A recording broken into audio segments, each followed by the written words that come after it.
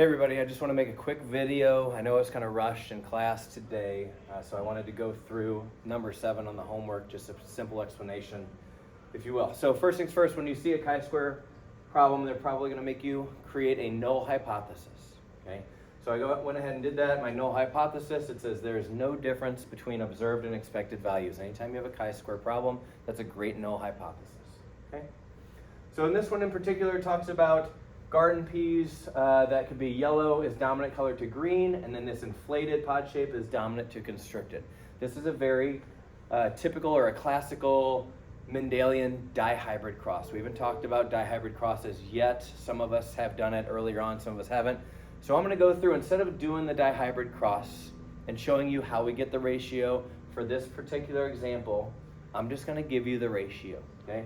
The ratio is, it's a very typical what we call a 9:3 to 3:1 ratio, meaning both dominants will be the 9.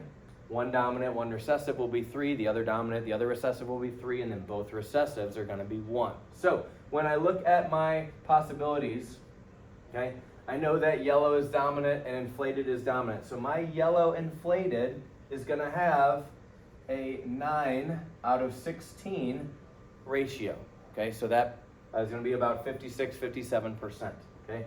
Green inflated and yellow constricted are both going to be your 3 out of 16. These are 3 out of 16, 3 out of 16, okay?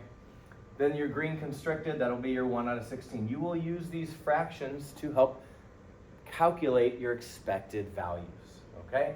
So now what I'm going to do is I'm going to find my expected values because I have my observed values, okay? And when I do my chi-square, right, you have the sum of observed minus expected squared divided by expected, okay? And you're going to have to sum up all 4 of these values that you get, okay? So what I'm going to do is I'm going to calculate how many I have. So I'm going to use my calculator here and I'm going to add up these values, okay? So when I add them up, 193 plus 184, plus 556, plus,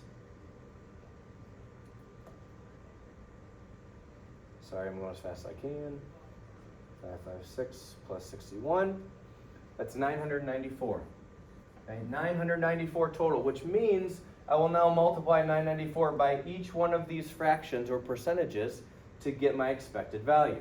So over here in my expected value, if I get green and inflated, I expect 994 times 3 over 16. And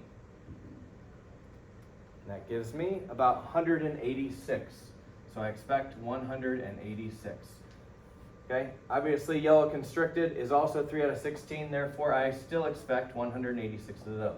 Okay?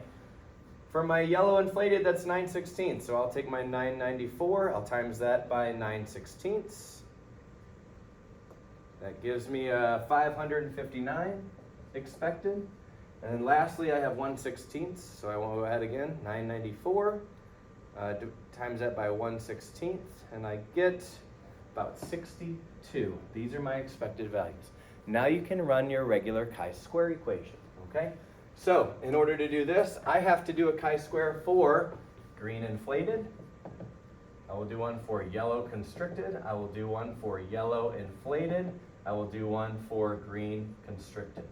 Okay, so green inflated, I got my observed, which is green inflated, 193.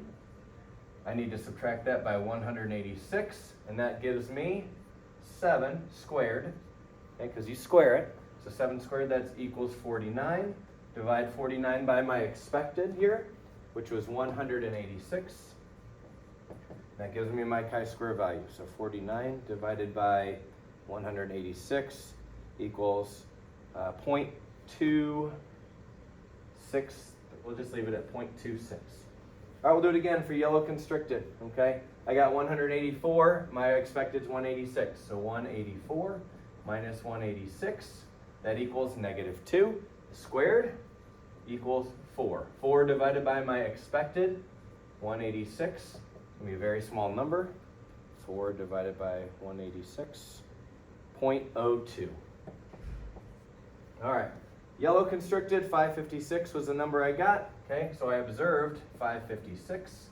I expected 559. That is 3 squared equals 9, divided by my expected, which is now 559.